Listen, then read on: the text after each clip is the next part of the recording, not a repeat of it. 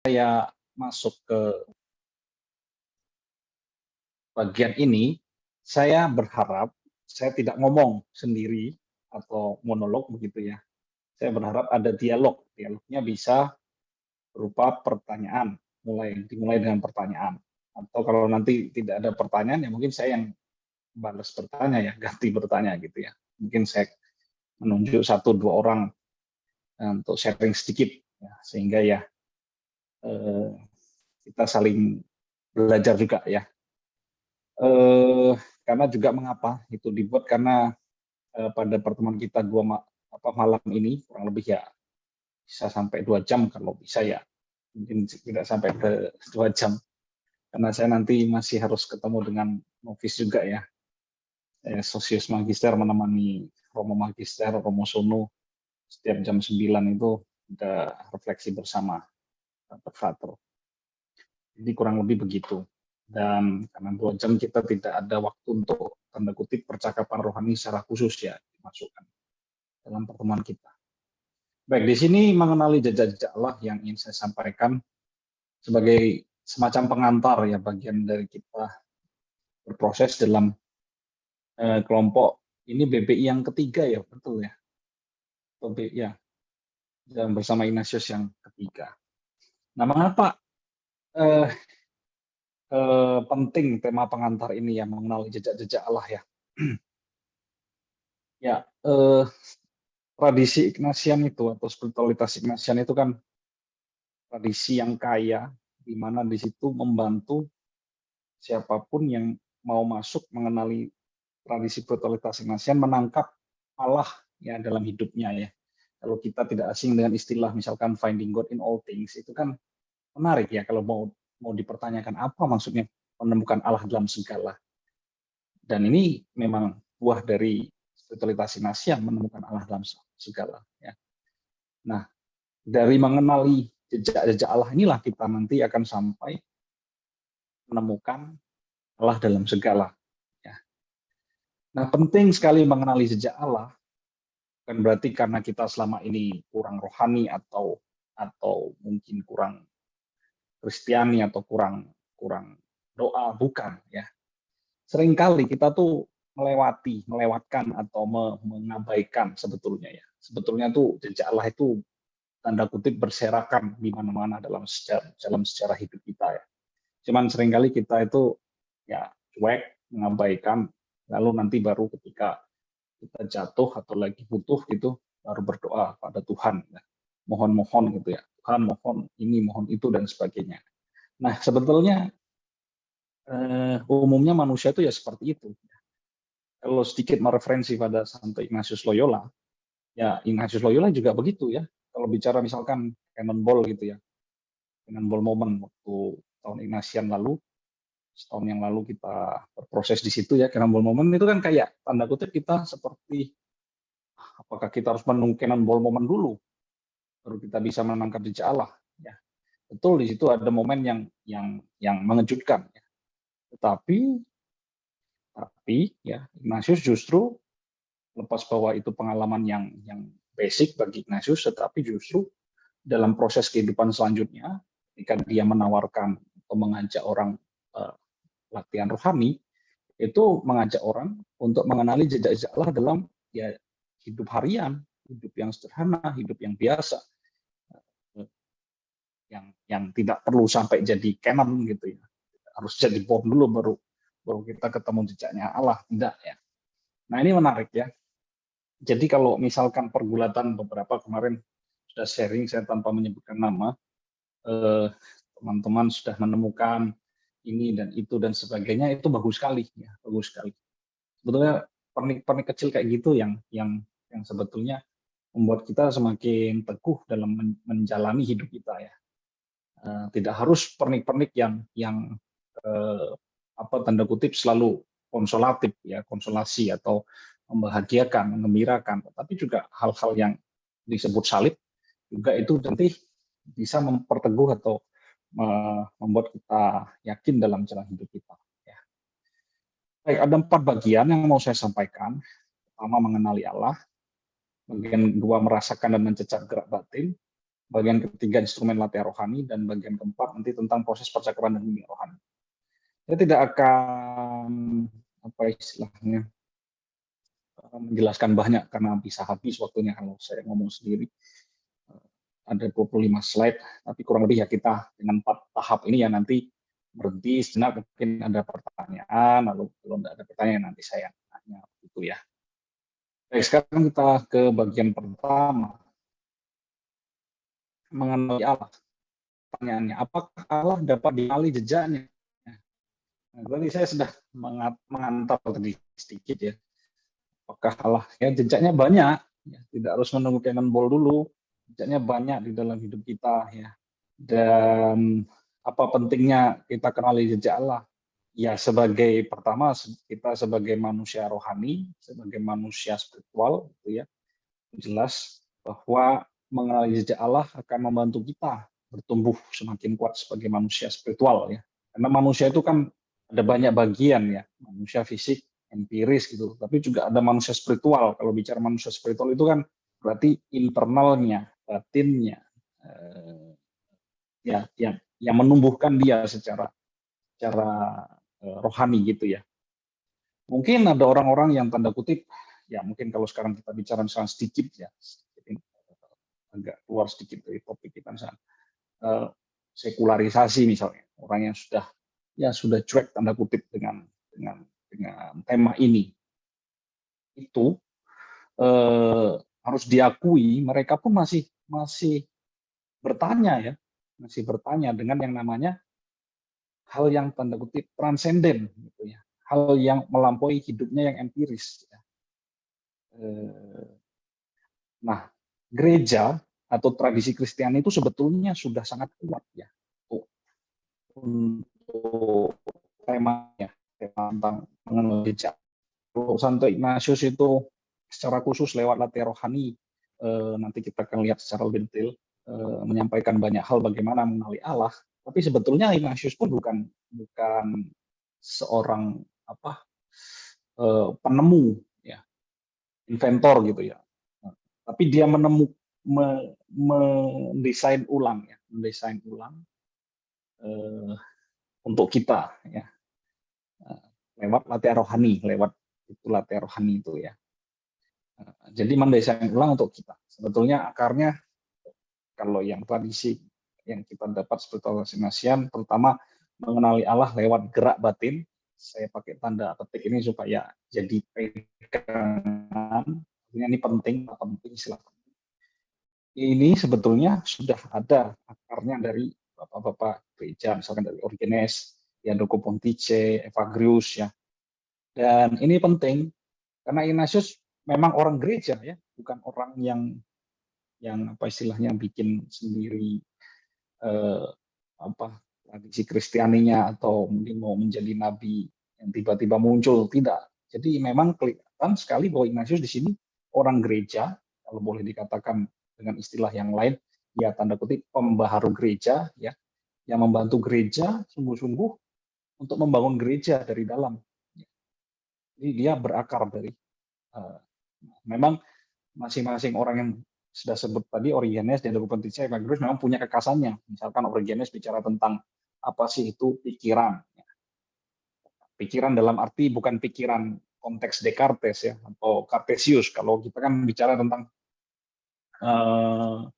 pikiran menurut Cartesius itu kan bahasanya apa itu, dalam bahasa Latin itu, aku berpikir maka aku ada ya, cogito ergo sum ya, bukan itu ya, karena kita ketika bicara teorinya Cartesius itu apa yang keluar dari kepala. Tetapi kalau bicara tentang pikiran dalam tradisi Origenes, itu bicara tentang seluruh yang muncul dari dalam diri. Ya, maksudnya gerak batin itu, ya, bahasanya Origenes menggunakan kata pikiran. Ya. Sementara Diadoco Pontice, Evagrius itu menambahkan lagi sumber-sumber pikiran atau gerak batin itu berasal dari mana. Nah, dalam latihan rohani 32, LR 32, itu disebutkan, ini memang refleksi dari Ignatius, tapi juga berakar dari tradisi Bapak Gereja, gerak batin itu berasal dari 3 hal. Ya. Pertama dari pikiranku sendiri, 2 dari roh baik, 3 dari roh jahat. Ya. Jadi ada 3 hal yang menggerakkan gerak batin itu, gerak batin saya ya. Yaitu diri saya sendiri. Di sini masuklah ilmu psikologi ya. Orang kok bisa gini gitu dan sebagainya, ada unsur ini psikologi. Jangan langsung sedikit-sedikit menyalahkan roh jahat gitu ya. Ya ini sedikit lelucon saja, tetapi gerak batin atau orang bisa melakukan ini itu kan yang buruk pun sekalipun bisa jadi ya memang secara psikologis ya dia seperti itu ya pikiran ya, sendiri ya atau sesuatu yang memang adanya dia sebagai manusia ya. Lalu yang kedua dari roh baik, lalu ketiga dari roh jahat. Nah, ini masuk di sini dari roh baik itu ya berarti juga dari roh Tuhan sendiri juga ya. Nah, maka dalam tradisi spiritualitas Ignatian, untuk mengenali jejak Allah itu, pertama-tama perlu memilah gerak batin tersebut. Ya. Nah ini penting ya. Jadi kalau kita bicara spiritualitas Ignatian itu, nggak usah lari-lari kemana-mana. Artinya tuh nggak usah cari, ini Tuhannya di mana ya? Eh, ini gimana ya? Memang betul sih kita perlu butuh konfirmasi. Adanya percakapan rohani, bimbingan rohani membantu untuk itu. Ya. Tetapi sebetulnya kata kuncinya kalimat dasarnya ya menemukan jejak Allahnya itu di memilah gerak batin ya batin ya maka saya menegaskan semacam kesimpulan begitu ya spiritualitas Ignatian adalah spiritualitas de lucidez ya spiritualitas yang memberi terang jadi kalau kita mendalami atau menghidupi spiritualitas Ignatian ya spiritualitas yang memberi terang ya kayak lampu gitu ya selama ini kita gelap karena tidak mampu melihat jejak Allah tapi dengan spiritualitas Ignatian tadi membantu untuk memilah gerak batin jadi terang gitu. Jadi kita bisa lihat di mana jejak Allah ya untuk mengenali gerak batin yang datang dari Allah. Tapi lampu pun juga kadang-kadang tidak bisa menerangi semua kan. Kadang ada celah-celah, misalkan lemari ini di dalam kamar kita. Ya pasti ada celah di belakang lemari yang tidak tidak kelihatan atau remang-remang. Nah, maka ini juga bagian dari boleh dikatakan eh, perlu bantuan lain ya. Misalkan lewat bimbingan atau percakapan rohani ya. Jadi ada banyak sarana-sarana instrumen lain spiritualitas yang membantu untuk kita akhirnya menemukan Allah ini.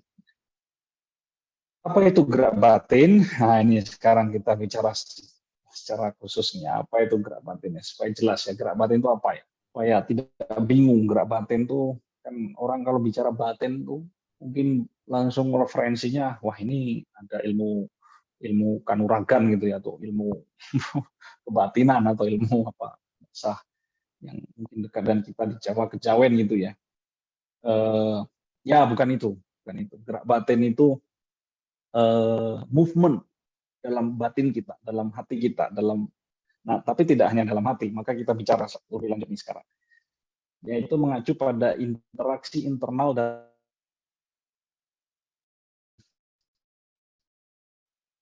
ya, ini interaksi perasaan, pikiran, dan dorongan-dorongan yang terjadi secara spontan di dalam kesadaran kita. Nah, itu bisa berupa pertama kegiatan intelektual ya. Jadi kalian kegiatan intelektual itu berarti pikiran, tapi juga bukan hanya pikiran ya.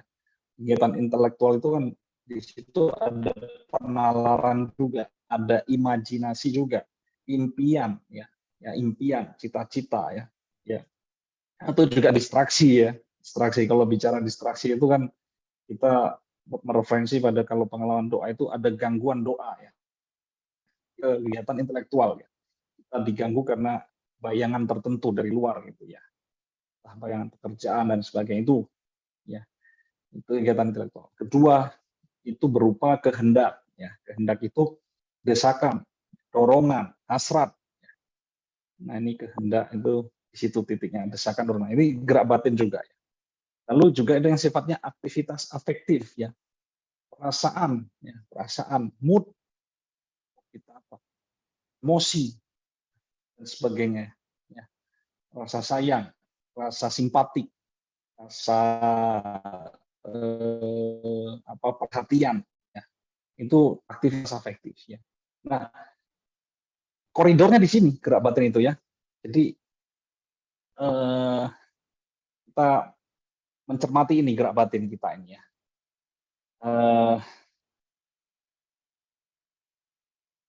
Nah, nanti baru kemudian kita akan pilih apakah gerak batin ini datang dari pikiranku sendiri, apakah ini dari roh baik atau dari roh jahat.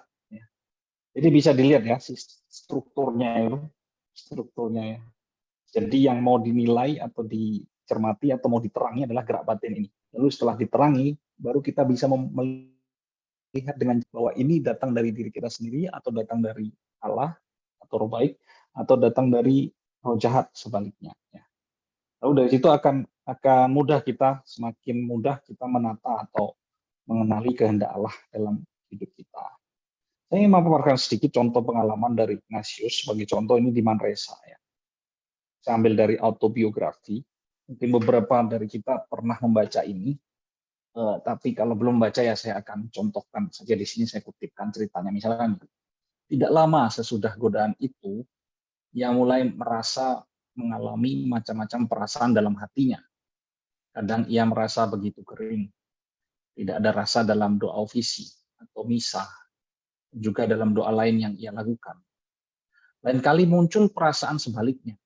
Berarti perasaan sebaliknya ini perasaan gembira ya, dikeringkan, isolasi. Ya. Yang sebaliknya berarti konsolasi. Ya. Itu terjadi begitu mendadak, seolah-olah kemurungan dan kesedihan diambil daripadanya. Seperti kalau dengan cepat-cepat jas direnggut dari badan seorang. Saat itu ia mulai merasa heran akan perubahan itu yang belum pernah dialaminya. Dan ia berkata kepada dirinya, hidup baru macam apakah yang aku mulai sekarang ini? Nah, ini menarik nih. Jadi kalau mencermati tulisan autobiografi Santo Ignatius, itu memang banyak hal kita bisa pelajari. Tapi kalau lebih detail lagi dari dari berbagai penggal autobiografi itu berulang kali Ignatius bicara tentang perasaannya, bicara tentang gerak batinnya, ya, entah kering, entah konsolasi, ya.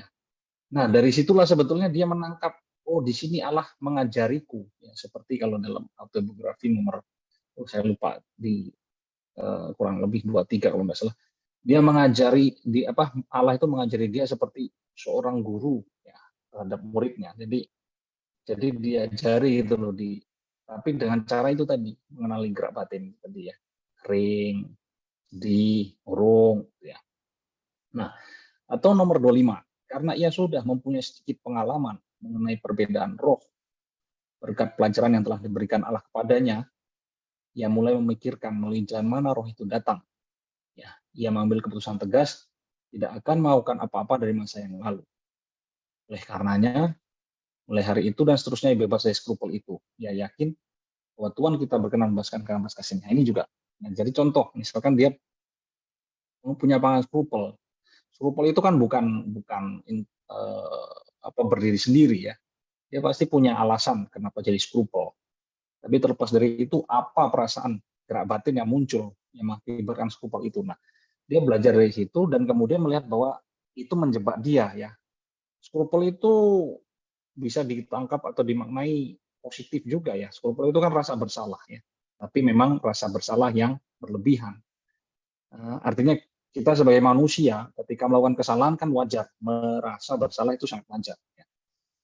Tetapi skrupul menjadi berlebihan yang membuat kita jadi negatif dengan diri kita atau berlebihan negatif dengan diri kita yang membuat kita stuck atau berhenti ya. Nah, itu yang membuat Ignatius sadar bahwa ini suatu hal yang menjebak dia ya, maka dia dengan tegas ya menolaknya ya. Itu contoh. Nah, saya sedikit mengutip ini ya. Sebagai contoh, sebetulnya kalau bicara tentang perasaan gerak batin itu kan banyak kan. Saya tadi itu kan hanya menyebut aktivitas intelektual, aktivitas kehendak, aktivitas afektif itu kalau dibicarakan lebih lanjut atau dijabarkan lebih lanjut itu kan banyak sekali. Saya itu ya tidak saya tampilkan di sini. Saya menemukan misalkan ada berkas untuk pembelajaran refleksi para novis itu ada satu berkas perasaan-perasaan. Ya maksudnya jenis-jenis perasaan itu ada berapa itu ya? 250 berapa itu. Artinya banyak sekali itu ya. Artinya kalau mau detail itu memang banyak sekali perasaan itu. Jadi dari perasaan sedih, kacau, senang, tenang, gembira, bahagia, dan sebagainya. Tetapi Ignatius kurang lebih dia memetakan demikian di dalam latihan rohaninya supaya sebetulnya dari sekian ratus perasaan itu dia bisa ya kurang lebih merangkum lah, ya merangkum. Dan ini menurut saya ya artinya Ignatius menyampaikan ini membantu kita ya secara memetakan rasa-rasa yang basic, rasa-rasa yang kalau bisa dikatakan pokok ya, rasa-rasa pokok, lalu bisa saja yang ratusan lainnya itu turunan-turunannya ya. Jadi begini, itu disebut konsolasi ya. Di situ jiwa berkobar ya, cinta pada Tuhan yang kadang tidak bisa kita katakan ya. Maka ada disebut di situ konsolasi tanpa sebab ya. Yesus menyebutkan konsolasi tanpa sebab. Jadi tiba-tiba seperti Paulus itu ya. Paulus itu jatuh dari kuda lalu dia melihat Yesus ya yang membawa salib ya. Nah, itu kan konsolasi tanpa sebab gitu ya. Jadi sungguh-sungguh langsung berkobar karena cinta pada Tuhan. Tapi ya itu kan jarang terjadi dalam diri kita. Mungkin bisa saja kita punya pengalaman itu ya. Nah, ini konsolasi. Lalu desolasi sebaliknya ya. Yang membuat kita jadi jauh dari Tuhan.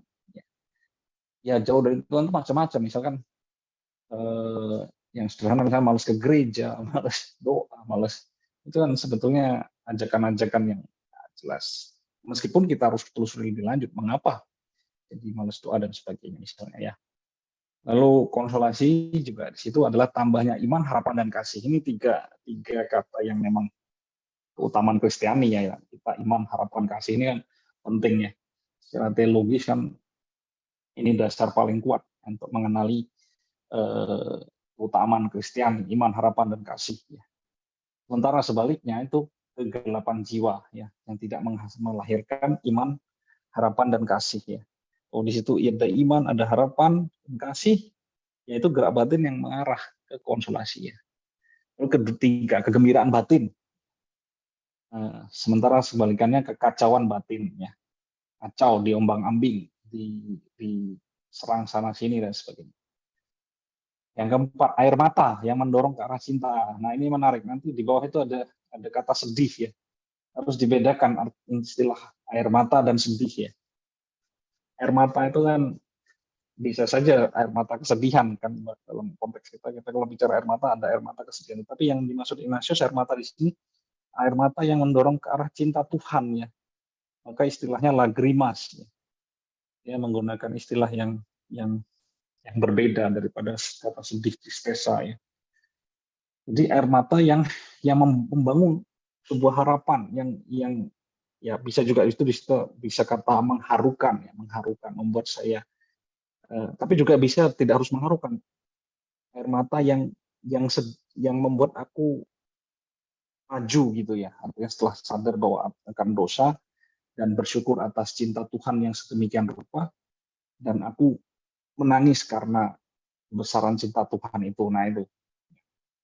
Sementara yang sebaliknya gerak hati yang serba hina dan duniawi. Ya.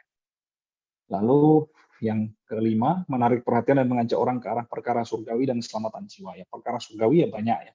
Tidak harus yang sifatnya doa, ya, liturgi tidak. Tapi perkara surgawi itu ya tentang hidup sehari-hari. Ya, kebaikan-kebaikan. Ya, dimanapun kita berada. Sementara sebaliknya bingung menghadapi berbagai bujukan dan godaan yang mengarah hilangnya iman harapan. Lalu yang terakhir, tidak mencintai benda melulu karena bendanya, melainkan demi Tuhan pencipta segalanya. Jadi sadar bahwa apa yang ada di hidup kita itu ya sarana ya, semata-mata semua ya pada Allah tujuannya ya. Maka di situ nanti lahir sikap misalkan lepas bebas, ya, indiferensia gitu ya. Tapi sebaliknya jiwa yang lesu, kendor, sedih, yang seakan-akan terpisah dari pencipta. Nah, Bapak Ibu, saudara-saudari, bagian pertama saya sampai sini. Jadi saya ingin menegaskan sedikit sekali lagi sebelum kita masuk ke tanya jawab sedikit bahwa apa yang kita inginkan dalam mengenali jejak Allah itu, dalam tradisi spiritualitas Ignacian adalah mengenali gerak batin hidup. Nah, saya mengatakan juga pada Anda sekalian dalam program atau belajar bersama Ignacian ini kan kita di situ juga berlatihan rohani ya.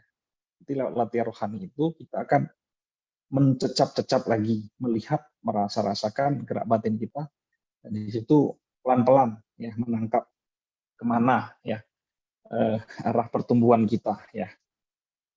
Dan itu proses ya, tidak serta-merta satu tema atau satu doa langsung kita dapat kehendak Allahnya ini. Enggak bisa dengan begitu saja ya. Pelan-pelan proses ya, karena Ignatius pun juga dalam pembedaan roh itu kan terutama catatan yang lain disebutkan misalkan roh jahat itu seperti ini ya, seperti komandan perang, seperti laki-laki buaya darat ya, seperti perempuan ya, itu istilah saja ya, jangan terlalu melihat secara seksis. Baik, situ dulu. Mbak Maifung mungkin mau memoderatori untuk pertanyaan atau jawab. Baik, Romoniko, terima kasih. Teman-teman, kita beri applause kepada Romoniko untuk sesi pertama ini. Silahkan memberi reaction kepada Romoniko lewat emoticons kita yang ada di layar kita. Romo Eko Budi, selamat datang, selamat bergabung. Ini bukan salah hari, Romoniko. Ini memang Romo Budi mau ikut menemani. Saya undang untuk karena juga pegang 12 bimbingan rohani yang sama Romo Eko. Iya. Romo Niko, untuk bagian pertama ini kita mau beri berapa menit untuk tanya jawab? Ya, mungkin maksimal 5-7 menit lah ya. Oke, kita akan pakai waktu 5-7 menit. Silakan teman-teman kalau ada pertanyaan, mau tulis di kolom chat boleh, mau raise hand juga boleh. Kita akan manfaatkan waktu yang diberikan oleh Romo untuk tanya jawab.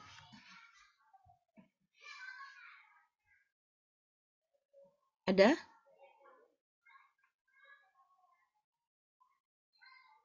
Saya mau tanya Romo boleh ya? Kalau teman-teman belum ada pertanyaan, saya mau nanya nih, Romo. Ya, boleh. Tadi kan Romo menjelaskan beberapa tentang ciri-ciri dari konsolasi dan desolasi, lalu mengenai gerak batin itu bisa berasal dari pikiran, dari roh baik atau roh jahat. Kalau misalnya Romo perasaan kita, misalnya saya nih beberapa bulan ini kok netral-netral aja ya, konsolasi enggak, desolasi juga enggak gitu Romo. Itu disebut apa Romo? Atau bagaimana menghadapi perasaan yang netral seperti itu? Nah, netral dalam kurun waktu sebulan itu harus dicermati lebih tajam lagi. Kalau netral dalam 1 hari oke, tetapi 1 bulan tuh panjang ya. Apa Maksud malas saya, berlatih atau apa itu? nah, jadi bisa ada faktor itu yang malas berlatih. Artinya sudahlah kita hidup seperti aliran air, jadi ya jalan terus, jadi tidak terlalu memikirkan atau kurang cermati netral tadi. Jadi cenderungan kita yang kayak gitu kan bahaya. Ya. Jadi netral dalam arti ya, periode yang pendek oke, bisa maklumi ya. Tapi kalau dalam sebulan tuh ada warna apa di situ perlu dicermati lagi. Jadi kalau netral berbulan-bulan itu bahaya ya Romo ya, bukannya Iya, aman ya, bukannya aman ya, gitu, tenang-tenang ya, aja. sama halnya, bentar, bahasa netral itu kan bisa juga diterjemahkan kayak gini, misalkan kalau ditanya gimana perjalanan hidupmu misalnya, contohnya misalnya saya bimbingan rohani, bimbingi seminaris ya, office ini kan saya belum lama, baru 2 minggu, jadi belum kenal semua. Tapi dulu waktu di seminari Mertoyudan itu, gimana perjalanan panggilan hidupmu? Baik-baik saja Romo, mungkin kayak gitu ya, netral tuh ya. Itu baik-baik saja ya. Nah, justru orang yang mengatakan dalam proses 6 bulan atau 1 tahun atau dalam periode bimbingan rohani 2 bulan atau 3 bulan lalu yang terakhir mengatakan baik-baik saja, itu justru enggak baik-baik saja. Iya ya. Jadi itu menjebak itu tanda artinya ya tadi ada faktor pertama kurang mencermati, kedua kurang mau situ atau mendalami atau ada unsur malas ya mensyukuri pengalaman-pengalaman akan Allah. Ya.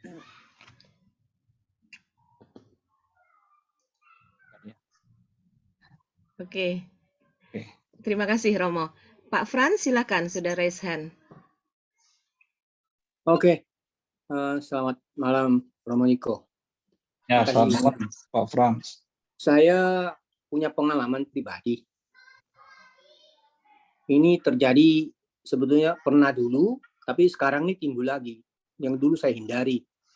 Kalau ikut Ekaristi, kalau saat misalnya katakanlah salah satunya bagian daripada saat menyanyikan anak domba Allah, tiba-tiba saya bisa berimajinasi seakan-akan menggambarkan suatu kesengsaraan Yesus waktu disalib. Tiba-tiba saya bisa keluar mata. Air mata apa itu? Aku juga bingung. Terus terang saya malu. Tidak saya kendaki. Ya. Itu apakah suatu suatu perasaan yang saya timbulkan sendiri dari pikiran atau memang berjalan begitu saja? Jadi kan konteksnya Ekaristi ya Pak, apalagi anak domba Allah menjelang komuni, Yesus yang sengsara tersalib begitu kan, itu kan sudah kelihatan simbol-simbolnya. Jadi gerakan yang mengarah ke kegembiraan, air mata yang mengarah tadi pada cinta Tuhan ya. Jawaban saya. Jadi disyukuri sebagai pengalaman akan Allah ya, sungguh seperti itu. Enggak, justru saya punya gambaran suatu kengerian yang saya lihat gitu, seakan-akan gitu. Pengerian salib Yesus kan? Iya. Yang dimaksud? Iya. Iya. Ya itu memang salib Yesus itu dasar peristiwa penyelamatan atau karya penyelamatan Allah dalam hidup kita. Jadi ya tidak salah. Mungkin Bapak mengalami keraguan mungkin atau takut atau gimana? Itu kan perasaan lain bisa saja. Saya malu sendiri, di sekitar saya nggak apa-apa kok saya nangis. Oh ya, oke. Rasa malu itu itu bisa jadi semacam pengganggu. Nikmati sampai saja, saya Pak. setiap kali ikut Ekaristi itu mesti siapin tisu terus. Dinikmati rasa air mata syukur itu. Ya mungkin orang bertanya, Pak Frans kenapa kok menangis? Ya bisa dijelaskan. Mungkin dari cerita Bapak nanti orang yang mendengar cerita itu malah jadi ikut menangis juga, malah saya sampai ditanyain sama istri saya, kamu punya masalah apa kok sampai nangis? Nah itu negatifnya itu yang saya nggak enak jawab. Oh, enggak langsung dijawab. Nah kalau besok kejadian lagi dijawab saja kalau ada yang tanya. Itu malah jadi sharing konsolasi Pak, malah bagus.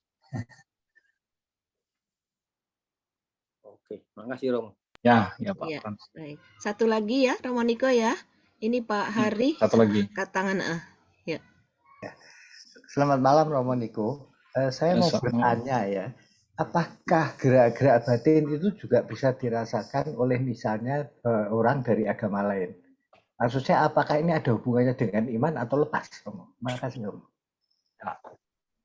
Jadi gerak batin itu akhirnya kalau penangkapan, artinya kalau kita sudah menangkap semua ini itu jadi kayak ya semua orang bisa ngalami, betul bisa semua orang bisa ngalami ya. Maka substansiasinya itu bisa dihidupi juga oleh orang non Kristiani ya. Substansiasinya itu bisa dihidupi non Kristiani. Memang dia tidak akan masuk sampai titik-titik minggu kedua, minggu ketiga. Misalkan kalau masuk latihan rohani secara khusus itu ya, artinya di situ ada peristiwa Yesus, peristiwa salib Yesus, itu mungkin mereka tidak sampai ke situ, tapi lebih pada instrumen-instrumen tertentu itu bisa dipakai oleh teman-teman non-Kristiani ya. Itu jawaban saya. Jadi memang bisa ya, seperti contohnya beberapa waktu lalu tuh teman-teman tersiaris ya, tersiaris tapi udah 2020 ya, zaman mereka tersiaris itu pandemi kan. Lalu mereka mengadakan webinar online untuk kelompok-kelompok interreligius ya. Jadi Spiritualitas Ignatian untuk teman-teman dialog interreligius. Menarik itu. Jadi bicara misalkan contoh asas dan dasar eh,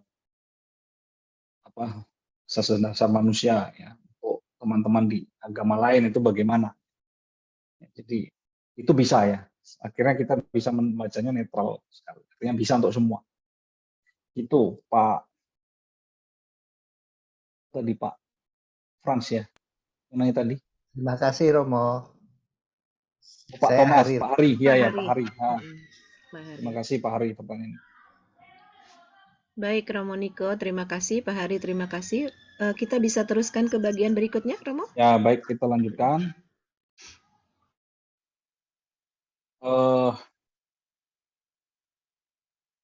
Lanjutkan ke bagian kedua.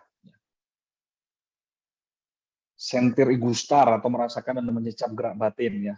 Nah ini saya mau masuk lebih detail lagi. Maksudnya apa? Mengenali bagaimana cara mengenali jejak Allah ini ya. Dengan merasakan dan mencecapnya. Ya. Jadi bukan sekedar semacam penilaian bahwa oh ini rasa saya, perasaan saya ini. Tidak. Tapi sungguh dirasakan, sungguh dicecap. Kenapa di situ? Karena kita akan semakin mengenali simbolnya, artinya. Ya. Karena setiap perasaan yang muncul itu, kalau kita cecap sungguh-sungguh, maka dalam latihan rohani itu ada repetisi atau pengulangan doa, itu sebetulnya supaya orang merasakan sungguh. Simbolnya apa sih? Kalau saya, misalkan rasanya adalah sedih, itu karena apa sebetulnya? Atau bisa saja itu mereferensi pada pengalaman-pengalaman kita di masa lalu, dalam hidup kita, atau dalam sejarah hidup kita. Ya. Sedih karena misalkan kontemplasi tentang Yesus menyembuhkan orang buta misalnya, malah muncul rasa sedih di situ misalnya. Oh, ada simbol kesedihan ini pada pengalaman masa lalu saya, misalnya, sejarah hidup saya. Misalnya. Nah ini penting. Jadi menggunakan kata merasakan dan mencecap ini maksudnya supaya kita masuk ke dalam itu ya. Yani, merasakan dan mencecap ini catatan anotasi Latin rohani nomor 2. Dalam-dalam kebenarannya yang memperkenyang dan memuaskan jiwa. Nah, saya tidak akan masuk menjelaskan ini ya, penjelasan mengapa kata ini muncul dalam teks latihan rohani. Karena mau tidak mau kan kadang kita perlu juga mengenali apa sih arti ini dalam konteks Ignatius. Mengapa kok Ignatius menggunakan kata mencecap, merasakan ya. Ini saya sedikit saja, jadi di situ ya kurang lebih hampir sama sebetulnya kalau dengan konteks kita. Jadi merasakan cecap itu ya memasukkan suatu ke dalam mulut, lidah, indera perasa, sehingga ada rasa yang bisa kita nilai, rasa manis atau asam. Tapi juga di situ bicara tentang menikmati, melakukan berulang kali, dan merasakan kepuasan darinya, seperti misalnya mendengarkan musik, ya, lewat indera pendengaran. Nah intinya adalah dari merasa mencecap ini, untuk memilih sesuatu yang menurut orang yang merasakan itu adalah sesuatu yang paling penting, ya, paling penting, paling baik baginya. Nah, sebagai contoh misalkan dalam konteks Santo Ignatius Loyola, merasakan dan mencecap secara rohani spiritual. Misalkan waktu dia proses penyembuhan ya recovery di Loyola setelah kena cannonball itu kan dia dibantu oleh bacaan Vita Christi dan Imitatio Christo. Yang menarik di situ kan buku ini tuh membantu dia ya. Jadi Vita Christi itu sebetulnya ya Injil, tetapi dibahasakan lebih imajinatif ya, lebih kuat, sehingga dia terbantu ya. Sebetulnya ada unsur itu juga, dia terbantu oleh bacaan ini ya. Di situ misalkan contoh kelembutan Tuhan ya. Jadi Tuhan itu bukan bicara tentang yang transenden, yang mengatasi hidup kita, tujuan di hidup kita, tetapi Ignatius terbantu juga, oh Tuhan yang lembut, ya, Tuhan yang maha rahim. Atau bicara lagi misalnya ini pahitnya pekerjaan. Apa pahitnya pekerjaan? Bukan hanya segala pekerjaan, berarti ada kerja keras di situ, tapi ada juga unsur pahit. Ya. Pahit itu berarti ya pahit, tidak hanya kerja keras, tapi eh, ada tidak enaknya, atau di situ ada penderitaannya, ada susah payahnya, gitu ya. Atau misalnya manisnya cinta ilahi. Kenapa menggunakan kata manis misalnya? Misalkan di situ ya tidak ada yang bisa mengalahkan cinta ilahi, manisan cinta ilahi misalnya. Kalau kita minum teh, ya, rasanya kok pahit, gitu. Apa bukan pahit, tawar gitu ya. Lalu pengen manis ya pakai gula kan. Lalu bicara tentang manisnya cinta ilahi itu sesuatu yang melebihi dari yang lain, cinta ilahi itu. Jadi menggunakan bahasa-bahasa yang detail, karena dia menggunakan tadi merasakan dan mencecap.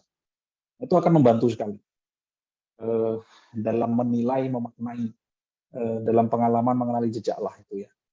Atau dari Imitatio Christo juga ya. Gustar de Dios y los Santos, jadi mencecap Tuhan dan para santo ya. Mencecap Injil, Evangelio, gustar las cosas divinas, mencecap hal-hal ilahi dan sebagainya. Nah, saya ingin sedikit memperlihatkan ya, sebetulnya dalam konteks Ignatius itu ada 3 level ya, senteri gustarnya itu ya, atau mencecapnya itu ya. Yang pertama secara korporal, artinya ya fisik,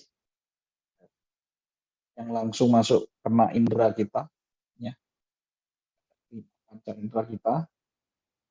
Tapi juga ada yang sifatnya intelektual, lalu dalam kurung gerak batin 1, senteri gustar yang ketiga secara spiritual, ya, gerak batin 2 ya.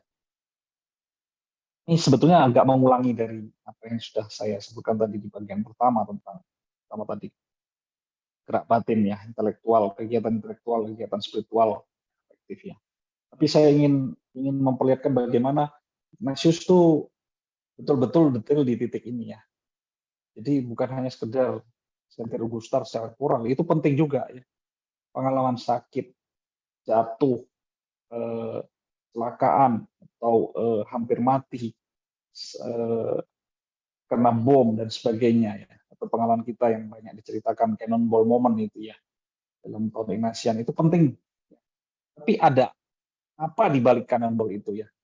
Nah, kemarin kan kalau mengikuti banyak webinar atau beberapa sharing yang di-upload di YouTube ya di berbagai akun, misalkan yang internasional itu dari Generalat juga ada, dari Provinsi Indonesia juga ada, itu beberapa orang yang menceritakan pengalaman-pengalaman cannonball-nya, atau mungkin ada beberapa kelompok yang memang menceritakan secara khusus dalam tema ini, dalam percakapan rohani. Nah, itu kan pertama-tama kan ada unsur korporalnya ya, pola korporal ya. Jadi ada pengalaman sakit, jatuh, menderita, dibully, diejek, atau rasa iri, rasa kecewa, misalnya. Benar-benar kita kena dampaknya ya, secara cannonball gitu ya.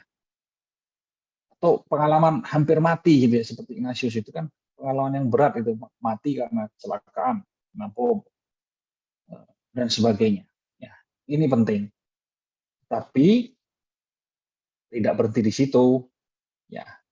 Dan memang Ignatius kan juga menggunakan ini ketika dalam kontemplasi, misalnya di lantai rohani, misalnya bicara tentang doa panca indera, ya, pengenaan panca indera, misalnya dalam meditasi neraka itu penting merasakan. Jadi si potretan dalam meditasi neraka ini ya disuruh nyemplung neraka misalnya, merasakan seberapa panasnya neraka, seberapa busuknya neraka itu ya. Misalkan contoh itu fisik itu penting, ya. Tapi kemudian masuk ke dalam lagi, lebih dalam lagi, ya, itu gerak batin. Nah, gerak batin yang pertama tadi intelektual. Ya. Jadi intelektual itu ya lebih kayak refleksi dari pikiran kita, penalaran kita. Ya. Misalkan apa yang dibuat Ignatius, misalkan setelah dia membaca Vita Christi Flos Sanctorum, lalu dia merasa pikirannya melihat, oh ini sabda Kristus, sabda yang menyenangkan, maka saya akan kasih tinta merah gitu. Oh, ini sabda Bunda Maria ya, menggembirakan saya, maka saya harus kasih tinta biru ya, dan seterusnya ya. Jadi secara intelektual itu biasanya wajar langsung muncul dalam diri kita. Kita baca, melihat, rasakan, eh, menilai ya, menilai ini dan sebagainya, itu mudah muncul. Nah, yang level ketiga rohani, nah ini yang kadang-kadang tidak mudah ya, karena di sini kita harus lebih fokus lagi melihat ke dalam ya, merasa-rasakan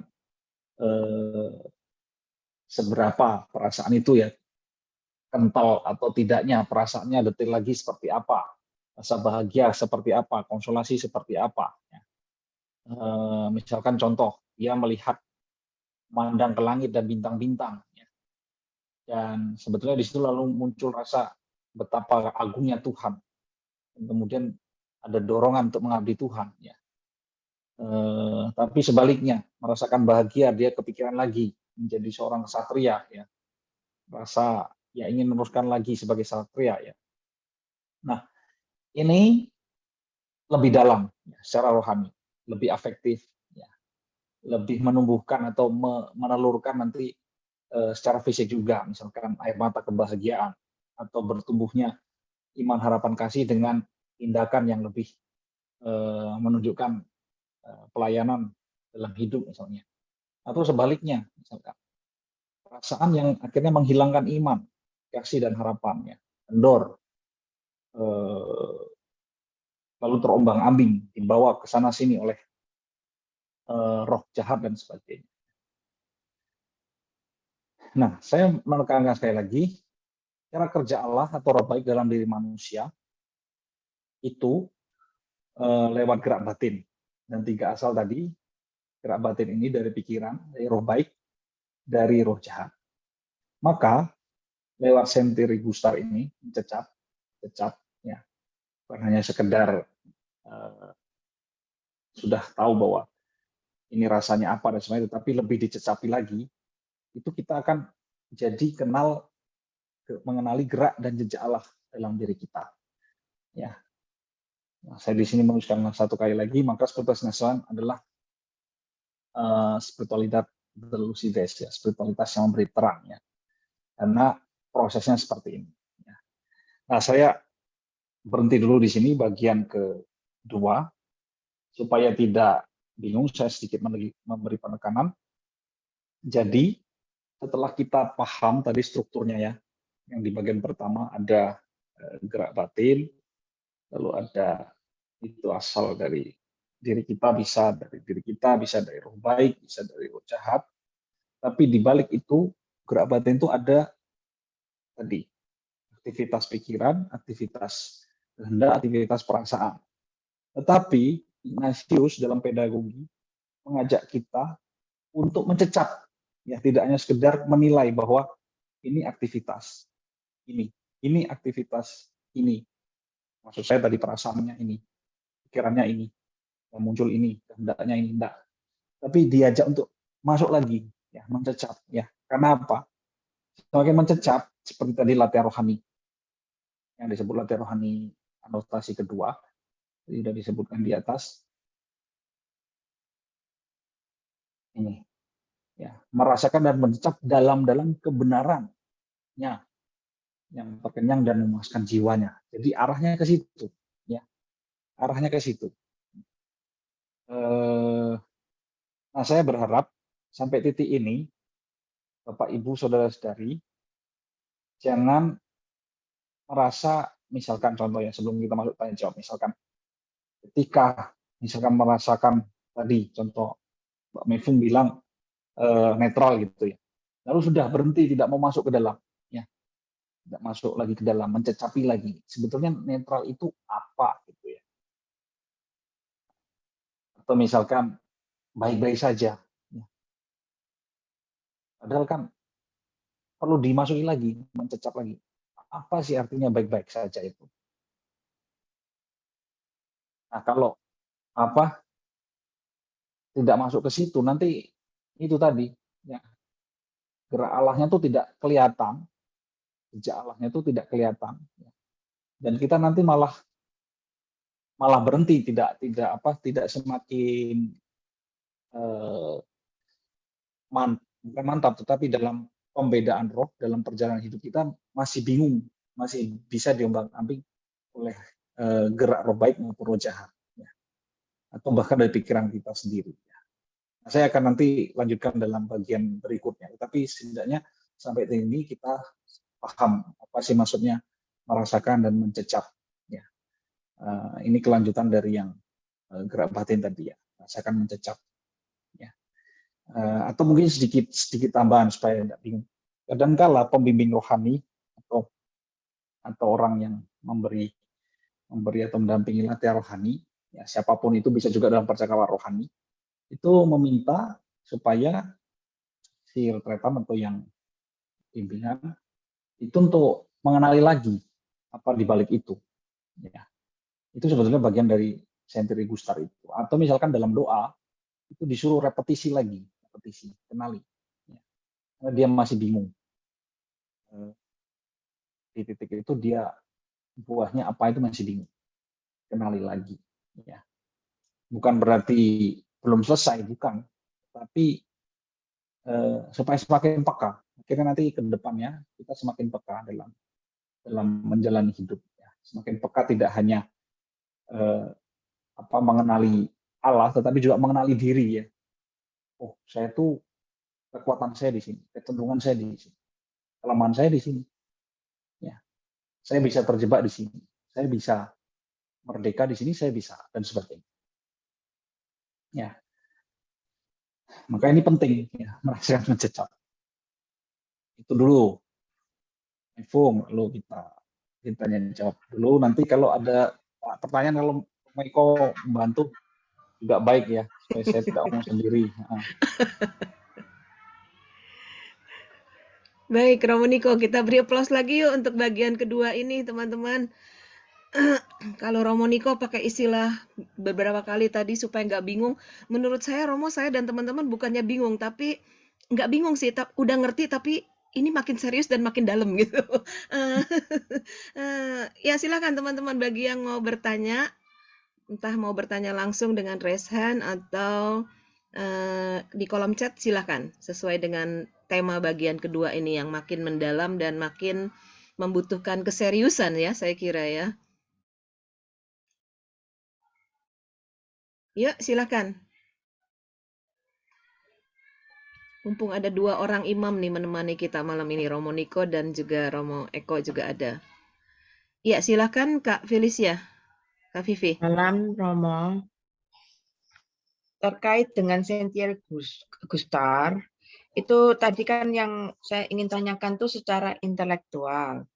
Kalau kita ketahui sekarang kalau wanita kan lebih ke perasaan, sedangkan kalau para pria kan lebih ke logika, ya. Berarti kalau di sini ini apakah nanti mungkin saja yang para wanita ini sedikitnya mengalami sentiri gustar secara intelektual, atau lebih mengalami yang ke korporal atau rohani, ya, Romo, selama ini pengalaman yang telah dilakukan oleh Romo pada saat membimbing orang lain.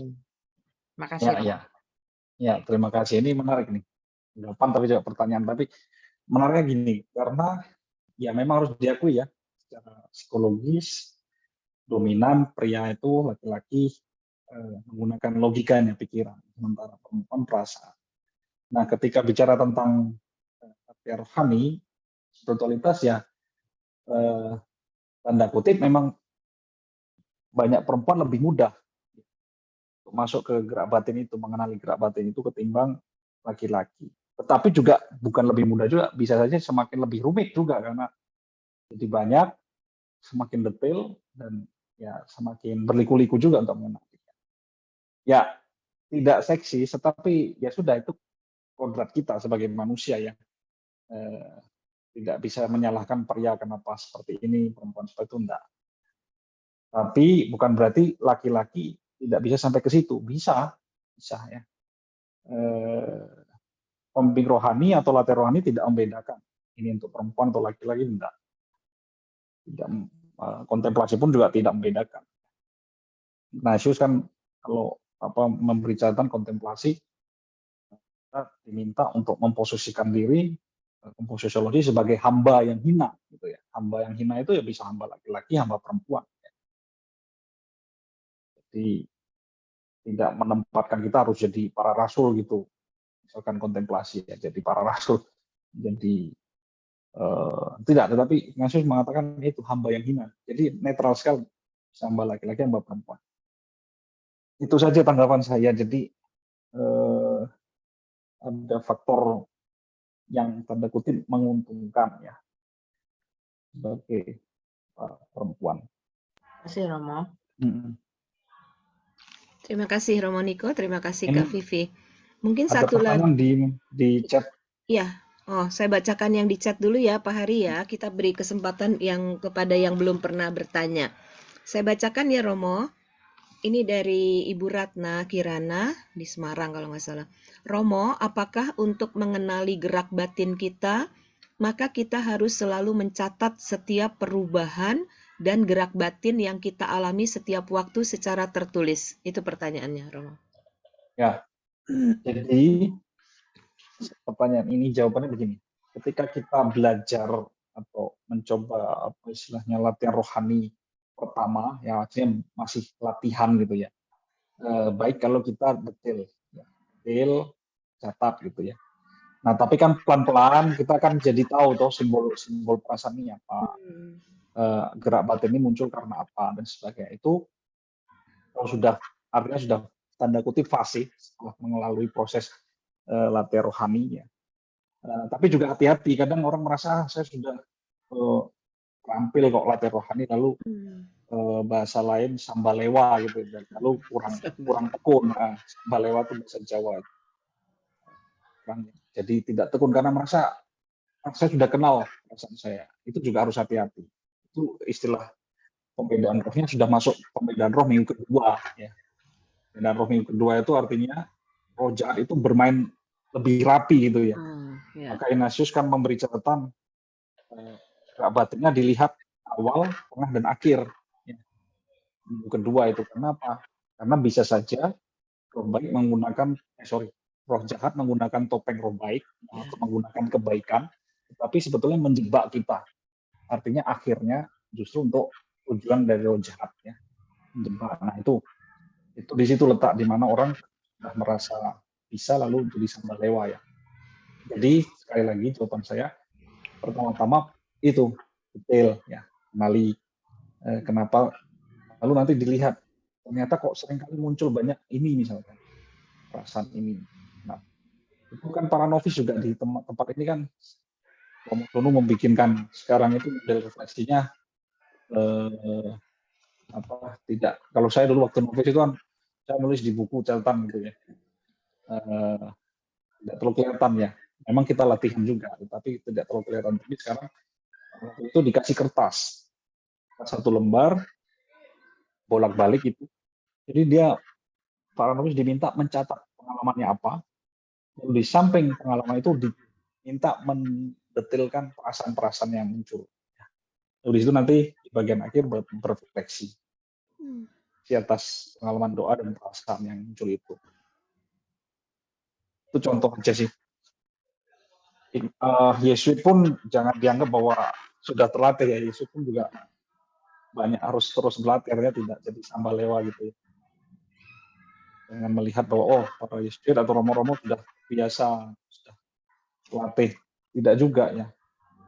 Nah, kemarin itu kan kami retret tahunan itu kan retret komunitas ya, sedikit tambah mungkin bagus juga sebagai contoh. Retret komunitas kami adalah retret pertobatan.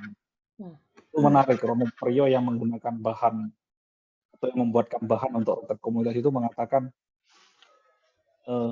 apa yang membuat para Yesuit latihan rohani tidak berbekas atau tidak kelihatan pada diri para Yesuit gitu. Itu pertanyaan, ya bisa pertanyaan yang semacam kritikan juga ya.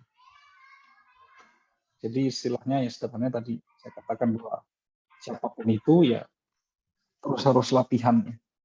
Karena bisa saja seorang Yesus bisa masuk lagi balik ke pembedaan roh minggu pertama ya. Tidak selalu dia jadi hanya pembedaan roh minggu kedua, tapi bisa jadi dia balik ayo pembedaan roh minggu pertama. Jadi, ya itu menarik. Ya. Itu saja. Baik, terima kasih Romo Niko. Pertanyaan terakhir untuk sesi kedua ini saya berikan kepada Kak Sandra.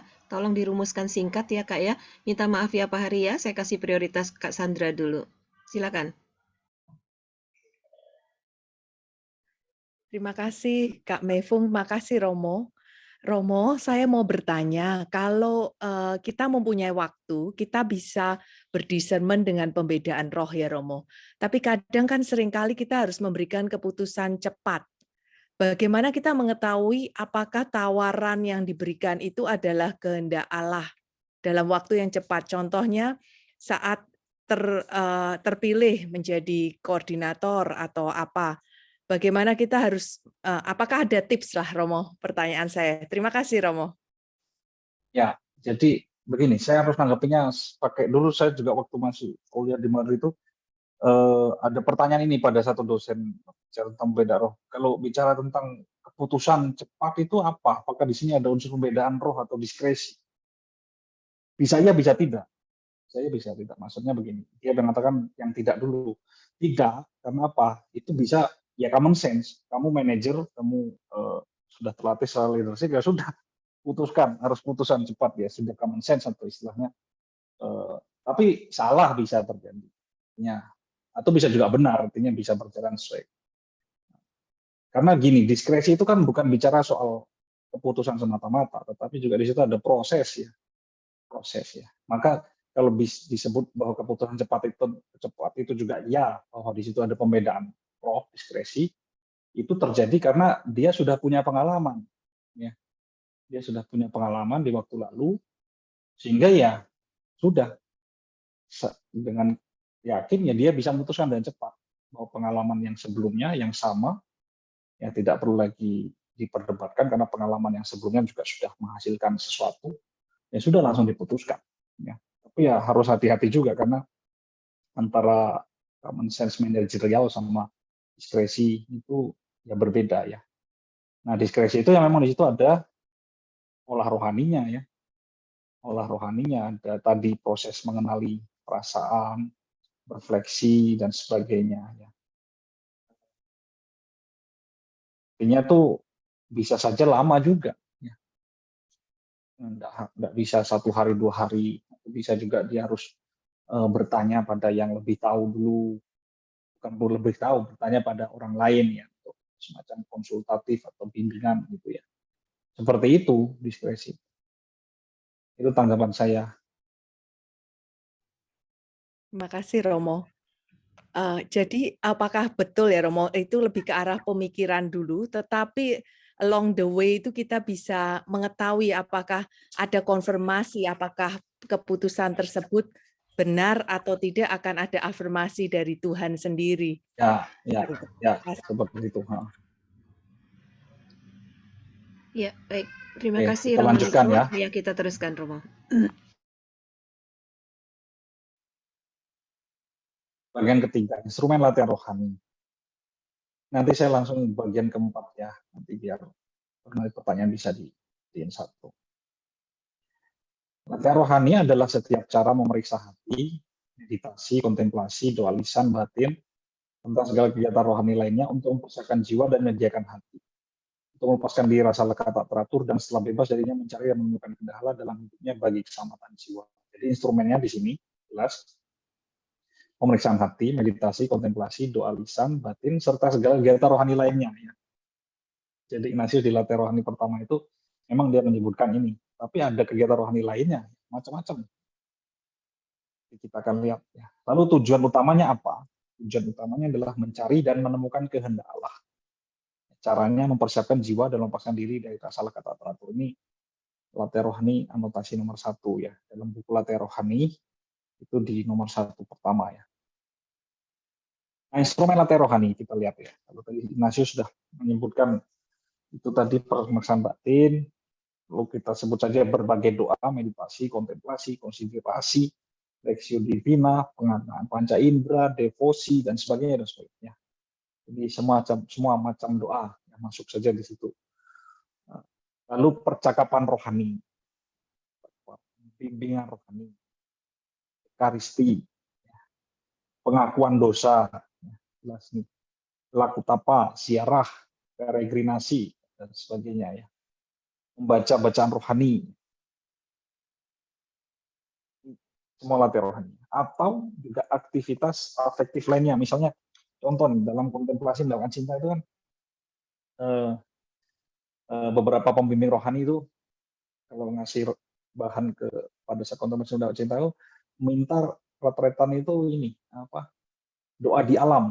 Doa di alam itu gimana ya bahasanya? Bukan kita bawa buku doa atau devosi di alam atau enggak, tapi gini, mencecap-cecap merasakan dengan ini, melihat misalkan dia ke taman atau ke kebun atau ke sedikit hutan lah begitu ya, untuk melihat gimana Allah bekerja dalam setiap alam ciptaan itu ya. Dalam tumbuhnya bunga ya, hijaunya rumput dan pepohonan ya. Jadi dilihat udara, langit ya. Atau pengalaman Ignatius juga itu di Marisa, dia melihat bintang ya. Di situ tergerak hatinya ya. Nah, seperti itu. Jadi ini sederhana, kecil, tapi ini juga latihan rohani ya. Latihan rohani. Jadi waktu satu kelas itu ada teman saya tuh tanya, kenapa kok Yesuit itu ada yang jadi fisikawan ya, matematikawan nih kayak Romo Eko nih, matematikawan gitu. Ada yang ini observatorium gitu, observatorium nih ya. Jadi pengamat bintang gitu ya, pengamat alam semesta ya. Ya karena ini ya, karena masuk ke titik ini ya. Jadi menemukan Allah di sini ya, menemukan Allah dalam pergulatan angka 1 ditambah 2 dan sebagainya nih Romo Eko. Bahkan nanti ceritalah bisa gimana latihan rohani sebagai seorang matematikawan gitu. Atau seorang astronom ya, bukan astronom dia pergi ke planet lain tidak, tapi bukan astronot ya, astronom artinya melihat bintang-bintang itu. Apa yang dia temukan dalam bintang-bintang itu kok dia bisa menemukan Allah dan sebagainya. Nah, ini contoh juga bentuk lain latihan rohaninya. Jadi kaya sekali ya, bentuknya tidak berhenti pada aktivitas doa saja ya. Nah, itu. Lalu apa yang mau kita buat dalam belajar bersama Ignatius? Nah, saya mengatakan begini, ini kan pengantar ya. Mungkin nanti Mbak Mevung bisa memperjelas lagi dalam tema-tema yang lain. Saya hanya sebagai pembicara atau pengantar di bagian pertama ini kayak juga berimajinasi atau berkontemplasi kira-kira apa sih yang mau kita buat dalam BPI ini. Yang pertama, merasakan dan mencecap tema yang diangkat. Tema itu menantang kita untuk ikut ambil bagian dalam karya Allah di zaman ini. Jadi tema ini juga latihan rohani juga. Tema yang kita akan dalami masing-masing itu juga latihan rohani ya. Membaca ya. Memang tidak terlalu kental bacaan rohani karena banyak hal, misalkan teksnya itu kan hanya jawab, tetapi kan di situ diajak berkonsiderasi. Konsiderasi itu ya kita menimbang-nimbang, melihat, lalu berimajinasi, oh tantangan ini di sini, di situ dan sebagainya. Itu latihan rohani, ada olah rohani. Lalu yang kedua, merasakan dan mencecap diri sendiri. Semakin mengenali diri dan mampu bertumbuh sebagai pribadi yang selalu sesuai kehendak Tuhan ya. Jadi gini. Jadi yang pertama tadi itu karena akhirnya olah rohani itu akan mengajak atau menghasilkan buah ya. Buahnya itu kita tertantang dalam hidup harian kita ya, dalam zaman ini ya. Tapi yang kedua yang juga penting dan juga tujuan dari latihan rohani sendiri, lepas dari rasa lekat tak teratur ya. Tadi sudah saya sebutkan di atas, lepas dari rasa. Di sini semakin mengenali diri ya. Kenapa? Semakin kenal diri, semakin lepas dari rasa lekat tak teratur, membuat pribadi itu, orang itu akan semakin merdeka untuk melayani orang, semakin merdeka untuk terlibat dalam karya Allah ya. Jadi kalau kita bahas lagi tadi yang soal gerak batin itu, bukan soal mengenali jejak Allah saja, tetapi juga mengenali diri saya. Semakin mengenal kelekatan tak teratur saya, ya. Misalkan contoh Ignatius itu kan kelekatan tak teraturnya adalah membaca bacaan kesatria, ya. Tapi dia merasa kering, ya. Nah, rasa kering ini bukan yang baik, ya. Lalu dia menghindari atau tidak lagi membaca bacaan buku kesatria itu karena akan membuat dia tidak bahagia atau tidak menemukan konsolasi. Nah, ini kan simbolnya jelas ya, gerak batin tadi ya, simbol rasa kering.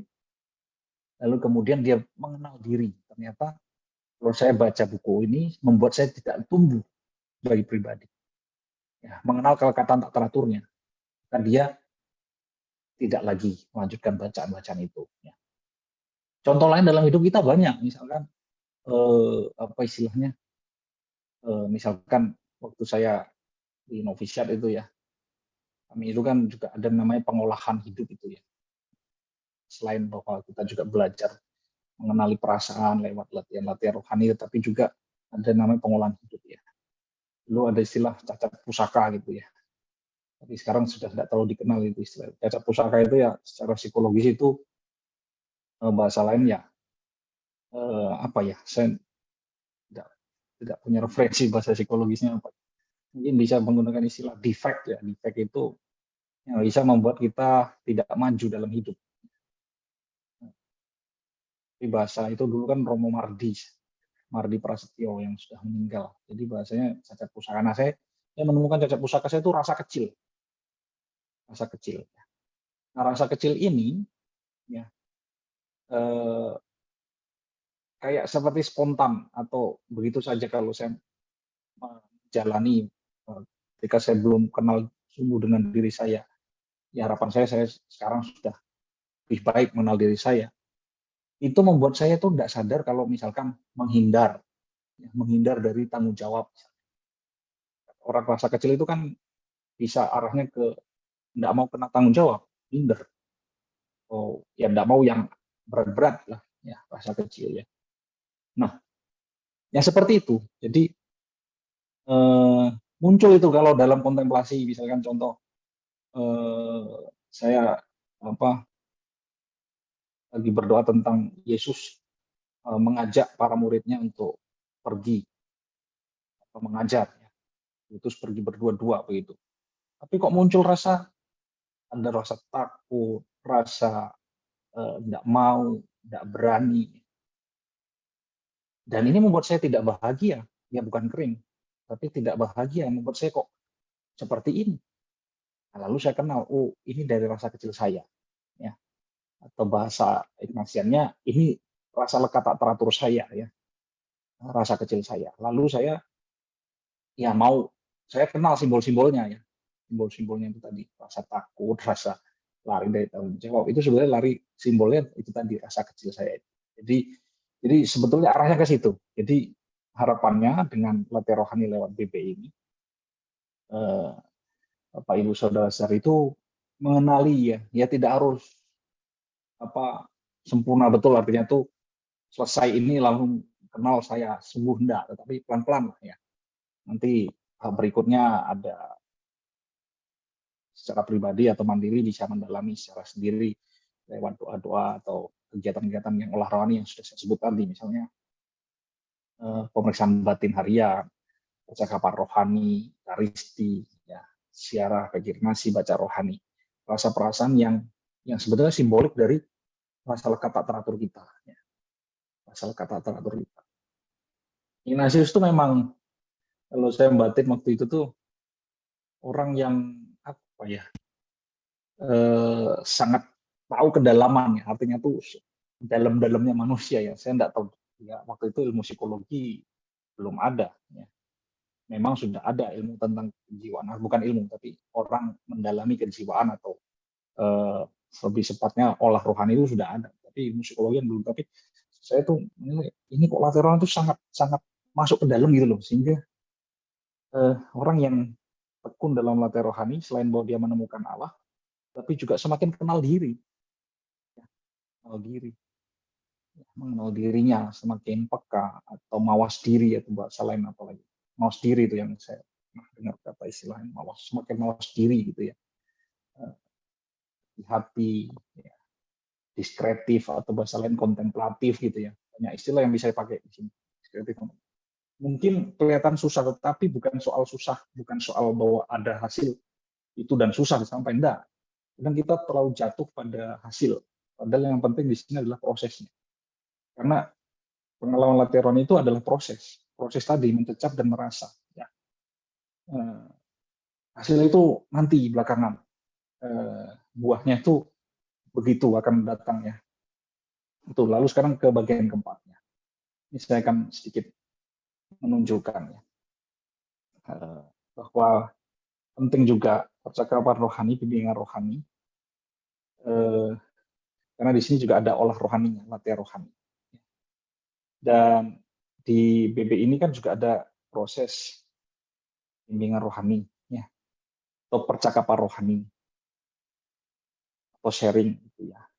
Karena begini, karena di situ ada semacam objektivasi, ya, objektivasi atas pengalaman. Ya. Kadang kan cara pandang kita itu kan lemah, ya, bukan kadang, sering lemah ya, dan butuh cara pandang lain. Ya. Seringkali kita tidak bisa lihat. Ya. Ignatius punya pengalaman ini. Akhirnya dia merasakan pembimbing rohani, bimbingan dia semakin nangkep apa yang dimaksud oleh gerak batinnya itu. Nah, hal yang pokok maka dalam percakapan atau bimbingan rohani, pengalaman gerak batin yang dominan. Ya. Bukan berarti yang kecil-kecil tidak penting. Dominan itu artinya setelah sekian hari, misalkan hari ini apa, besok ada lagi muncul lagi, sedih saya muncul. Nah, itu dominan. Ya. Atau misalkan dalam satu proses, misalkan saya berdoa tema ini, kok yang dominan ini, gitu ya. Bukan berarti yang kecil tidak penting, penting juga. Tapi yang dominan itu yang apa perlu kita lihat dulu lebih kuat ya, karena apa itu bisa jadi basicnya. Yang kecil-kecil itu kan turunannya, yang kecil-kecil bisa jadi turunannya. Ya. Jadi kita lihat dulu yang dominan, karena di situ sesuatu yang signifikan tentang bagian dari diriku. Maksudnya untuk melihat ke arah mana gerak batinnya yang membuat kita. Ya. Lalu menyampaikan refleksi atau pemaknaan atas pengalaman disentuh oleh Allah lewat doa, meditasi, kontemplasi, konsolidasi atau leksi divina. Jadi ini refleksinya, ya. Dari perasaan itu, pengalaman entah doa, permenungan, konsiderasi, meditasi, kontemplasi, sejauh lihat mana aku disentuh oleh Allah. Ya. Ya. Dan tentu yang tidak kalah penting adalah tindakan atentif dari yang sharing maupun yang mendengarkan. Artinya tuh baik kalau detail. Ya, atentif itu dari pihak yang sharing itu detail. Ya. Bukan apa istilahnya ada kelemahan kadang-kadang kecenderungan orang sharing atau bercerita itu terlalu menggunakan nalar, terlalu general. Ya. Nah itu kalau boleh dikatakan ya, terlalu general, terlalu menggunakan nalar. Nah itu. Nah atentif itu berarti ya tidak hanya sekedar nalar, lebih dari itu artinya. Lalu tidak general, lebih detail. Ya. Karena di situ kan ada celah-celah yang bisa kita lihat lebih detail lagi. Ya. Lalu hal yang tidak dalam percakapan ini seringkali jatuh gini, mengejar semata-mata solusi, saran atau masukan.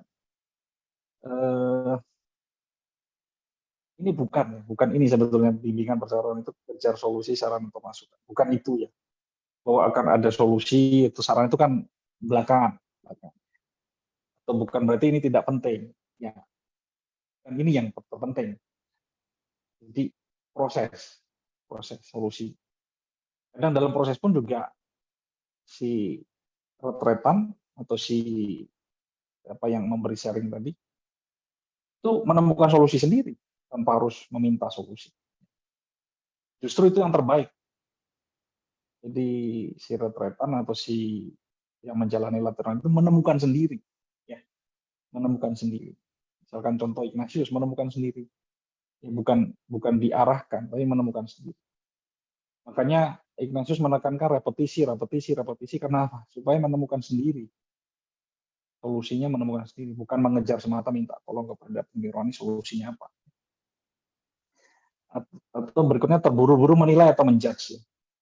Juga kalau itu dalam pembedaan roh minggu pertama oke lah, kelihatan kasar roh jahat dan jelas ya, tindak tanduknya kelihatan. Tetapi kalau itu pada pembedaan roh minggu kedua, yang roh jahat bermain lebih halus, maka kita harus hati-hati awal, tengah, dan akhir.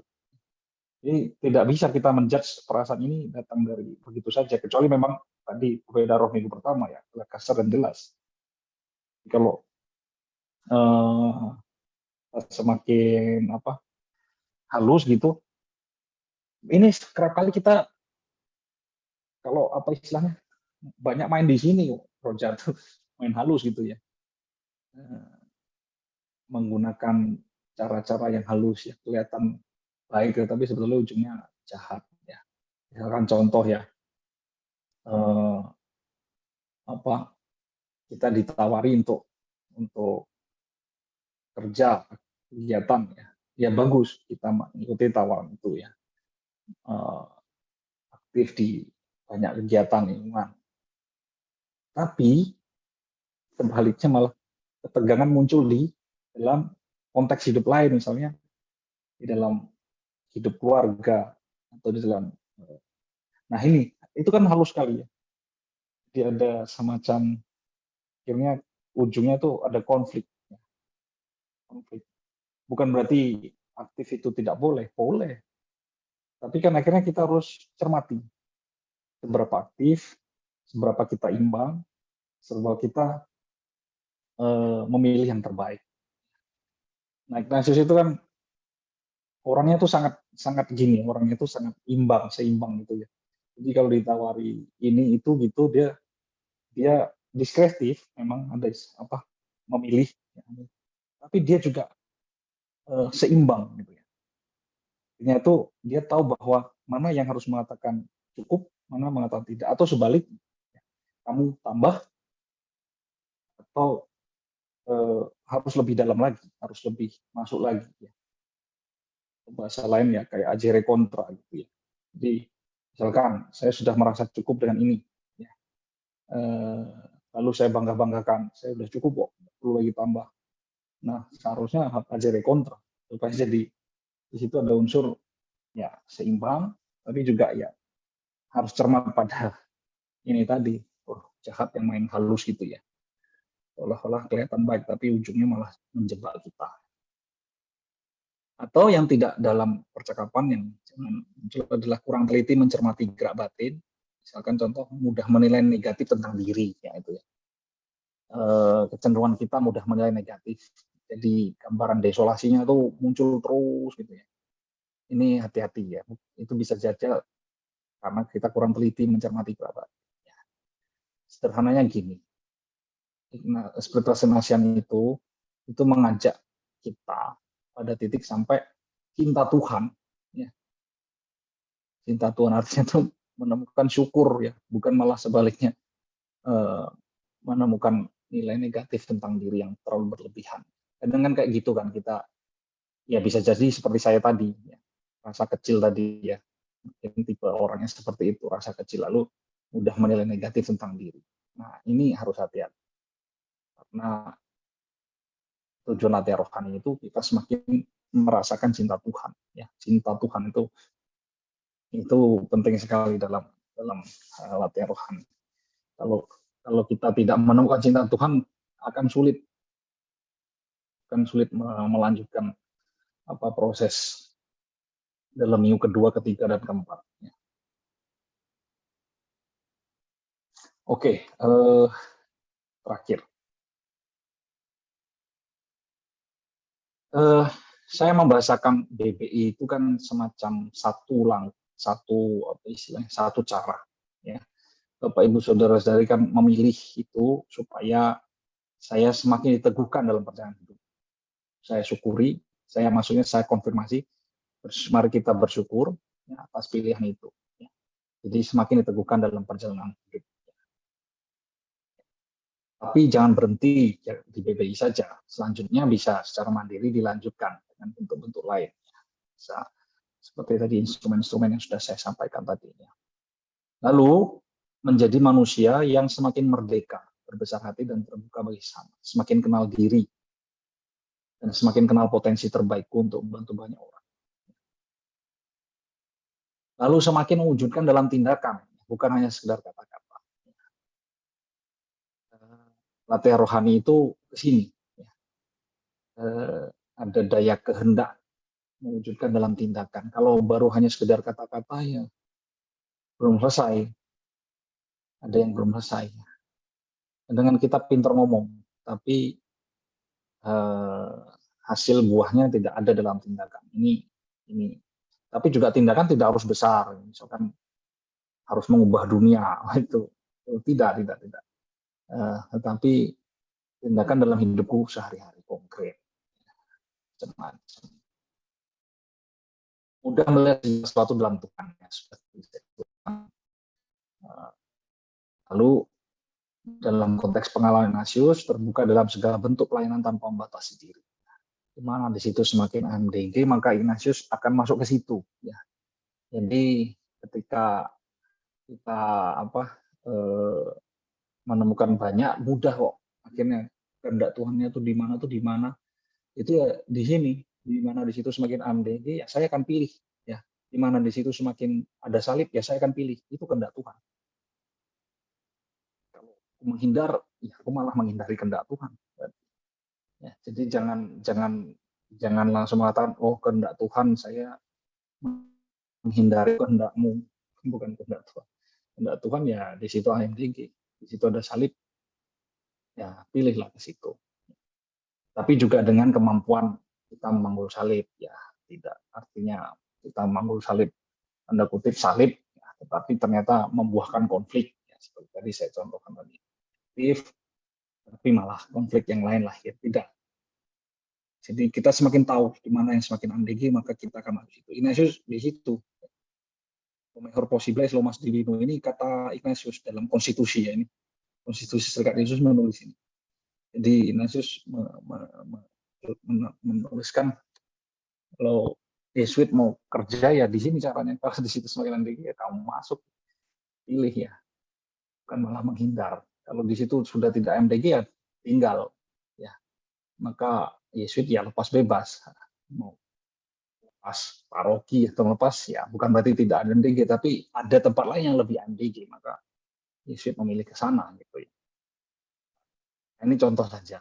Jadi betapa pengalaman ini di BP ini harapannya ya sampai ke sini.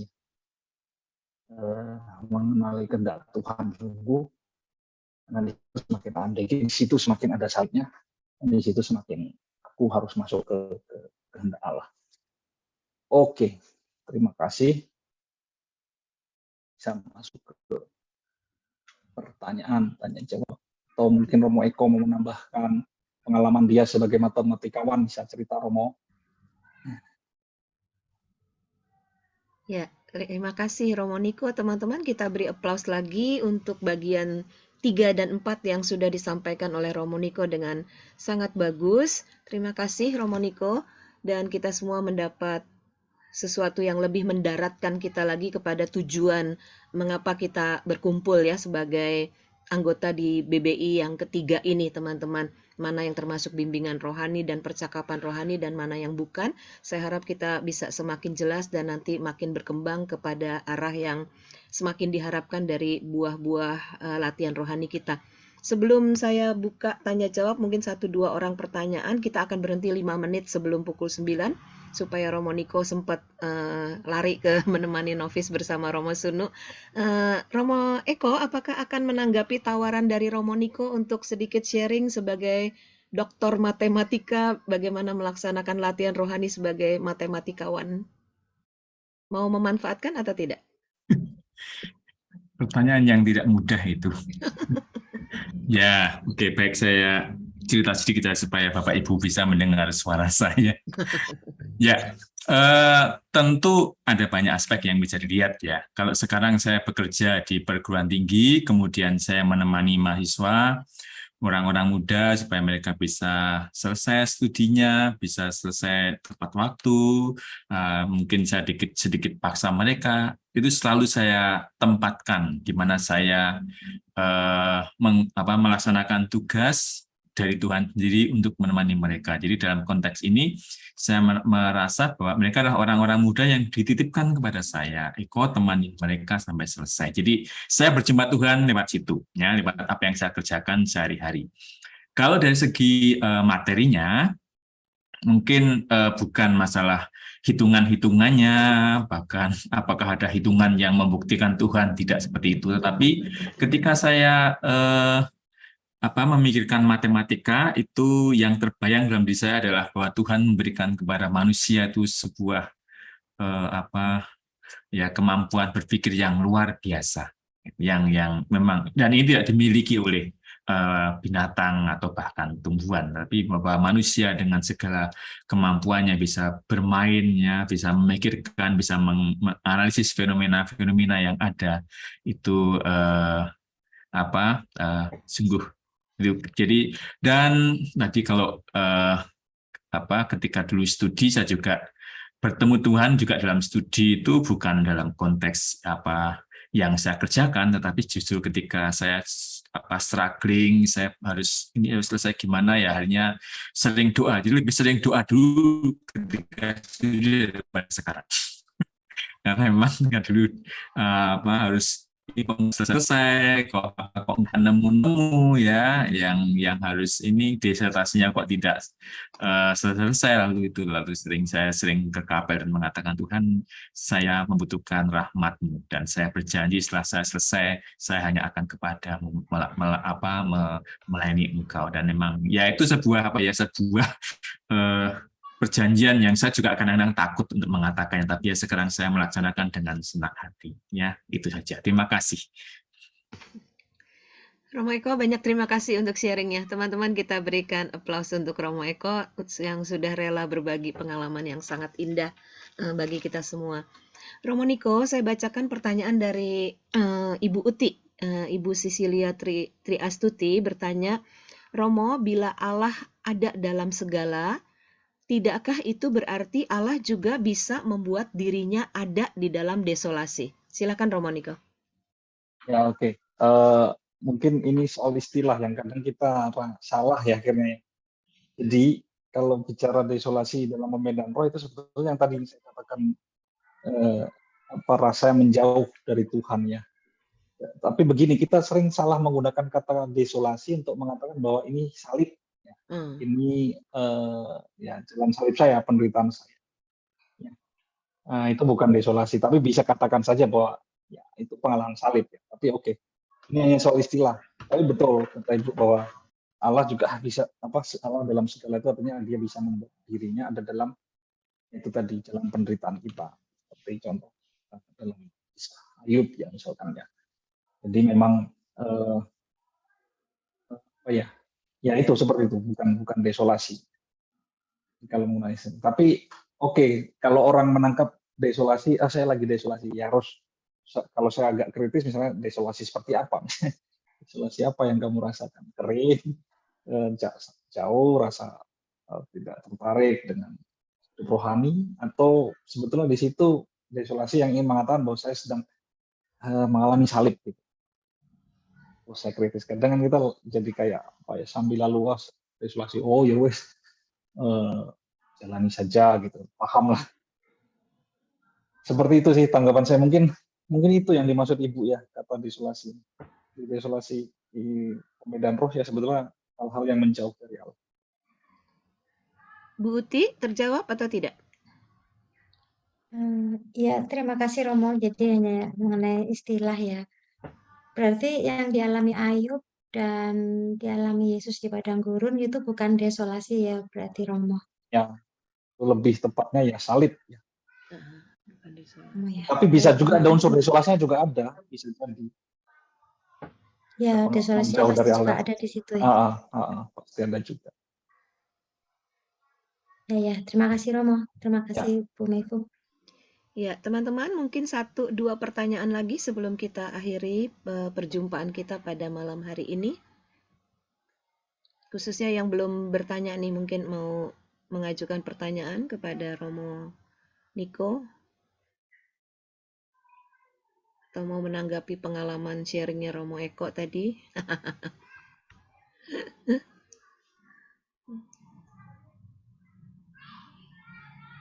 Sudah? Iya, Bu Wiwin, silakan. Ya, selamat malam Romo. Saya hanya ingin tanya sedikit, berarti kita itu tidak perlu takut ketika merasa ada salib di dalam kehidupan ini. Berarti dalam arti ketika saya harus memikul salib itu, sebetulnya Tuhan itu dekat. Berarti saya tidak perlu takut. Begitu Kak Romo? Ya, betul. Jadi di situ salib, ya disitulah harusnya kita pilih. Ya. Jadi apa ya? Memang kalau orang saya kok salib terus hidupnya, ya harus dilihat dimaknai seperti apa. Kalau hanya lihat secara fisikal gitu bahwa salib apa itu berat dan sebagainya, ya akan selalu desolasi, ya akan selalu sedih gitu. Tapi kalau melihat secara batin, nah disitulah kemenangan atau pertumbuhan hidup rohani kita. Ya. Jadi apa kembali tadi ke Ignatius ya. Jadi latihan rohani itu kan mengarahkan orang akhirnya memanggul salib. Ya, bukan jadi saya di Romo supaya tidak memanggul salib, enggak. Atau saya mau jadi awam supaya tidak mau salib, enggak. Saya memilih karena di situ ada salib ya. Tapi salib itu kan dimaknai harus jelas, bukan hanya sekedar fisik. Ini lebih pengalaman batin. Dan setiap orang kan, setiap pilihan hidup, panggilan hidupnya kan ada salibnya. Sebagai orang tua, ya salibnya yang mendidik anak, ya mengurus keluarga dan sebagainya, itu salibnya ya. Sebagai imam, ya salibnya dengan kegiatan-kegiatan imam, pelayanan, kerasulan, dan sebagainya, menyetiai pekerjaan-pekerjaan itu. Ya. Memang tidak kelihatan, kadang orang kan sudah senang jadi ibu rumah tangga, bapak rumah tangga, lu nggak kelihatan bapak itu salibnya, atau ibu nggak punya salibnya, lu ini salib saya, jadi tapi saya bergembira dengan tugas sebagai orang tua. Baik, makasih Romo.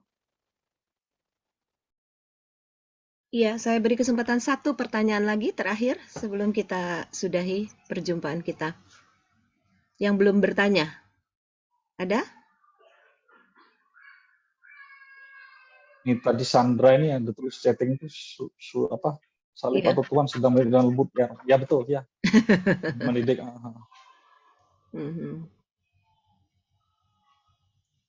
Sudah teman-teman?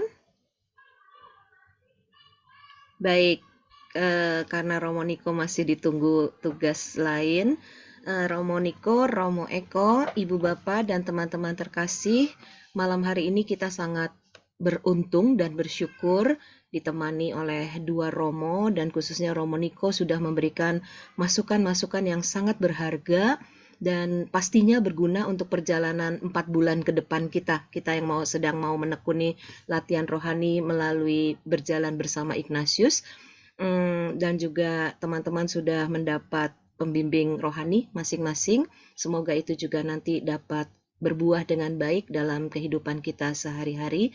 Kita akan mengakhiri. Romo Niko banyak terima kasih, Romo Eko banyak terima kasih, teman-teman juga terima kasih untuk kebersamaan kita dan belajar bersama kita pada malam hari ini. Sebelum kita pergi beristirahat, kita akan eksamen terlebih dahulu 5-7 menit, lalu nanti mohon Romo Niko menutup dengan berkat untuk kita semua.